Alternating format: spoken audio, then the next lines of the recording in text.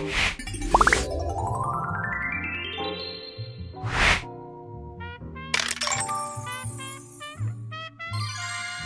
everyone, ready to dig into something we all struggle with? Today we're doing a deep dive into exhaustion. You know that feeling, that constant tiredness? Yeah. It can really hit you after 30, right? Yeah, for sure. It's something I hear about a lot. Absolutely. We're using Ettienne-Murphy's book to help us out today. It's called Welcome to the Exhaustion Epidemic, and it's really interesting. If you ever wondered why you're always tired, even when you think you're getting enough sleep, this one is definitely for you.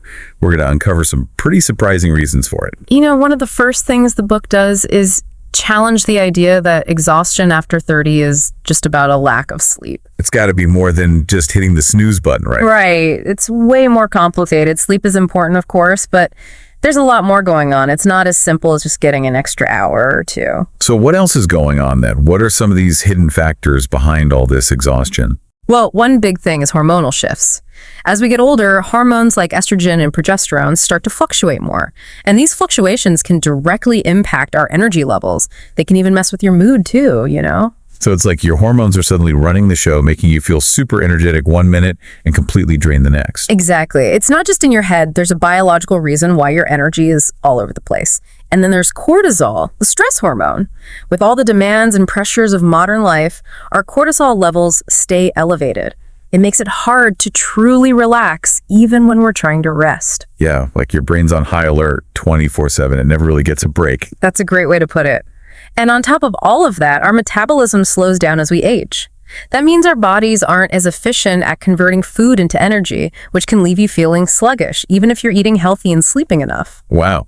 So we've got these hormonal and metabolic changes working against us already. But the book also talked about another big energy drain, and that's the mental load. Can you explain what that is and how it affects us? Well, the mental load is basically that constant juggling act we do with all our responsibilities. Think about work, family, all your social obligations. Like there's this invisible to-do list always running in the background of your mind, right? All that planning, organizing, remembering. It takes a toll on your energy, even if you're not physically doing anything. Yeah, that makes total sense. So it's not just the actual doing, it's the constant thinking. But everything that needs to get done right, that's what wears us down. You got it. And studies show that women often carry a heavier mental load than men, which can lead to more stress and exhaustion. It's like carrying a heavy backpack that you can never put down, even when you're trying to sleep. That's a great analogy.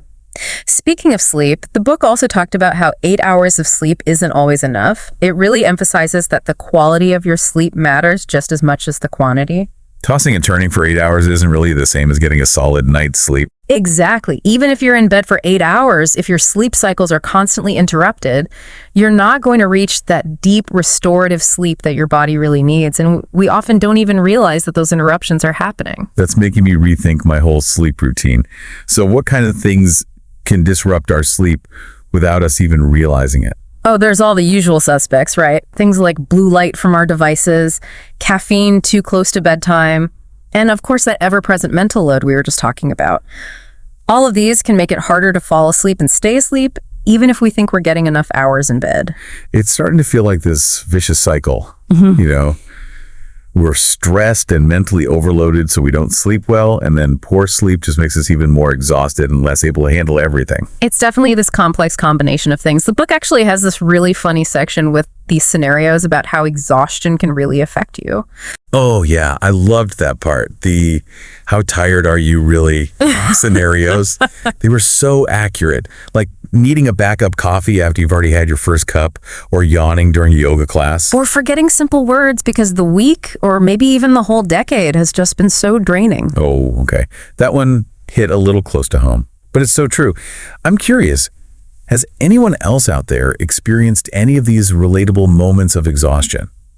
If any of these scenarios resonated with you, it's a good reminder that you're not alone in feeling this way. Absolutely. Recognizing those patterns and understanding why we're feeling exhausted is the first step toward actually making some changes. That makes sense. So what are some of those changes? If it's not just about getting more sleep, how can we actually fight back against this exhaustion epidemic? I think it's about going deeper than just those like simple solutions and actually getting to the root of the problem. So instead of just blaming ourselves for being tired all the time and thinking we just need to like try harder to sleep or relax, need to look at the bigger picture. Exactly. The book really encourages us to think differently about this, to see exhaustion not as our fault, but as something that just happens naturally, especially for women in their 30s and beyond. Yeah. It's like society expects us to keep going and going at 100% without even acknowledging how much it can take out of you. Yeah, it's definitely a cultural thing, that expectation, and it contributes to feeling overwhelmed. So how do we start to make changes? If it's not just about sleep, what are some practical things we can do to deal with all of this exhaustion? Well, the book goes into more detail about that a bit later, but even just understanding the science behind all of this can be really empowering. It can help us make small changes that can make a big difference. Can you give us some examples? Sure. For example, knowing that hormones are a big factor might encourage someone to talk to their doctor about it, right? Maybe get some hormone testing done. Or it could lead them to explore natural ways to try and balance their hormones through things like diet and lifestyle changes. That makes a lot of sense. And understanding the impact of the mental load could maybe lead to some more open conversations with partners or family members about how to share responsibilities more equally, right? Exactly. It's about realizing that we don't have to do everything ourselves.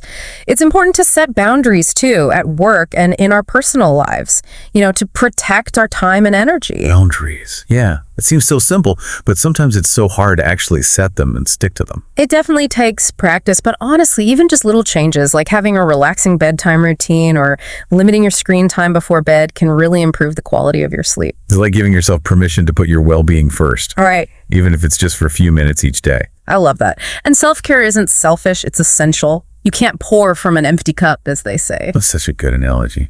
Something I really liked about this book is how it focuses on personal experimentation. It acknowledges that there's no one-size-fits-all solution for this exhaustion problem. It's so true. What works for one person might not work for another. It's really about finding the strategies and the self-care practices that actually work for you, the things that make you feel more energized and alive. It's a personalized approach to managing your energy, right? Exactly.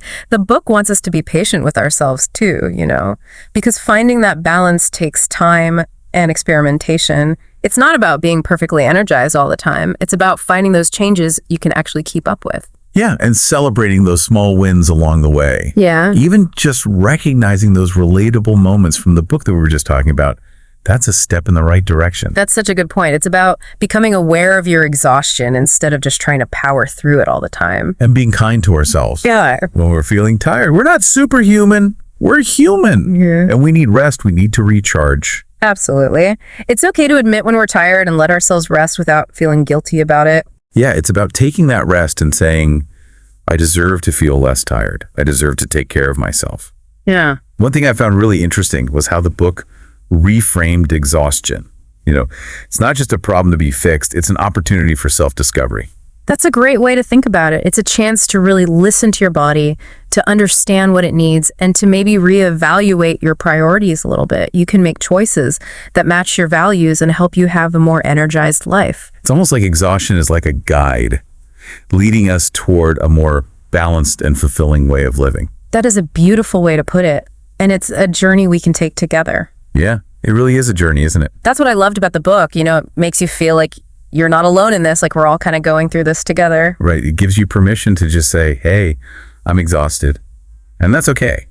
It's not a bad thing. It just means we're living our lives, juggling all these things and trying to do our best. Yeah, and we don't have to go it alone. We can support each other, talk about our experiences, and learn from one another. Exactly. We can all have a good laugh about those relatable moments of exhaustion that we all have. Oh, for sure. Laughter's a great way to relieve stress and fatigue.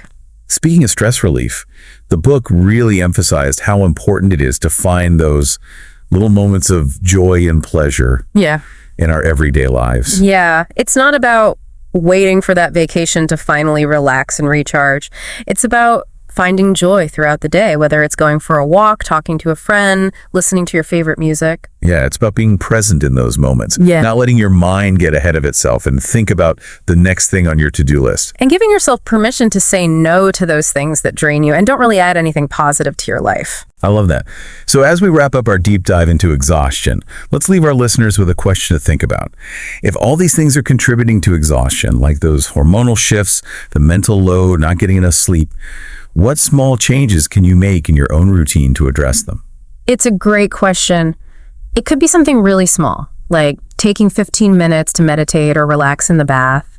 Maybe it's delegating a task or having a conversation with your partner about sharing responsibilities more equally. Yeah. Or maybe it's setting a bedtime alarm to remind yourself to start winding down or putting your phone away an hour before bed. And remember, even those tiny changes can make a big difference over time. So to everyone listening, we hope this deep dive has helped you see exhaustion in a new light. It's not something you just have to accept as you get older. It's a challenge you could overcome. You deserve to feel less tired and prioritize your well-being. Absolutely. And remember, we're all in this together. By understanding what's going on and making some conscious choices, we can really create more energetic lives for ourselves and for the people around us. Thanks so much for joining us on this deep dive into exhaustion. We always love hearing from you, so feel free to connect with us on social media. And remember, you got this.